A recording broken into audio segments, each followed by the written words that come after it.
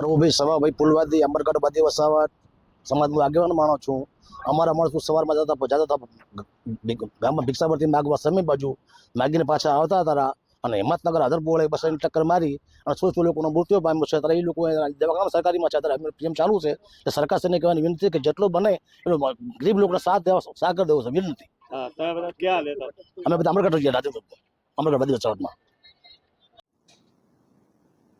સમી police station જે રાજ્ય ધોરીમાર્ગ છે, જે રાધનપુરથી મહેસાણા જઈ રહ્યો છે, એ રાજ્ય ધોરીમાર્ગ પર આજરોજ આશરે 11 વાગે ગુજરાત રાજ્ય પરિવહન નિગમની એક બસ અને રિક્ષા વચ્ચે ગોજારો અકસ્માત બનેલ છે, જેમાં રિક્ષામાં બેસેલ તમામ મુસાફરો જે વાદી પરિવાર હતા, એ તમામ 6 મુસાફરો 3 પુરુષ અને 3 મહિલાના કરુણ મોત નીપજ્યા છે.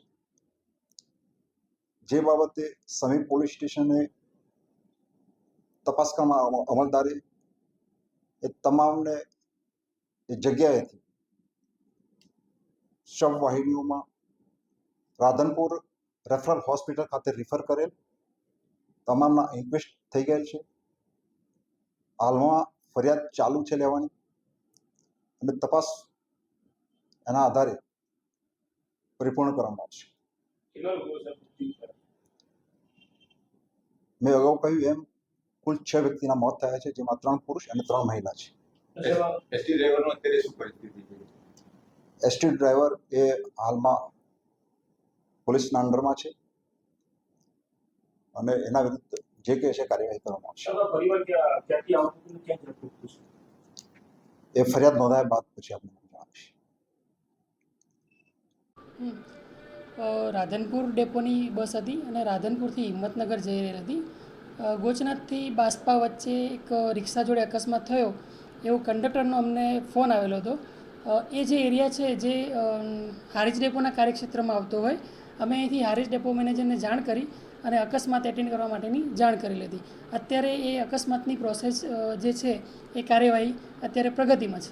ડ્રાઈવર કે અંદર પેસેન્જરને કોઈ ગંભીર ઈજાઓ કે કંઈ એવું થયું ખરી? કંડક્ટર જોડેની વિગતમાં એવું જાણવા મળેલું હતું જે તે વખતે ફોન ઉપર કે 3 થી 4 ફેટલ થયેલા છે. અંદર બસના પેસેન્જર અને ડ્રાઈવરને કોઈ પણ જાતનું નુકસાન થયેલ નથી. સર, ખાસ કરીને જે વાત કરવામાં આવે તો એવી વાત સાંભળવામાં આવી છે કે એસટી બસે ઓવરટેક કરવા જતી વખતે રોંગ સાઈડમાં ગયો હતો, ત્યારે જઈને રિક્ષાને અકસ્માત થયો હતો. તે બાબતને આપનું શું કહેવું?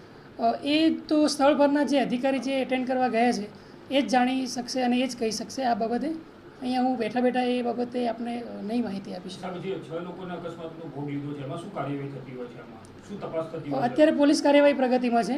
પોલીસ કાર્યવાહી પત્યા પછી આગળની જે પણ વિગતવાર પ્રોસેસ હશે અમે ઉપરી અધિકારીને જાણ કરશું. શું ડ્રાઈવરનું નામ શું હતું સર? મલેક જબીર ખાન હતું.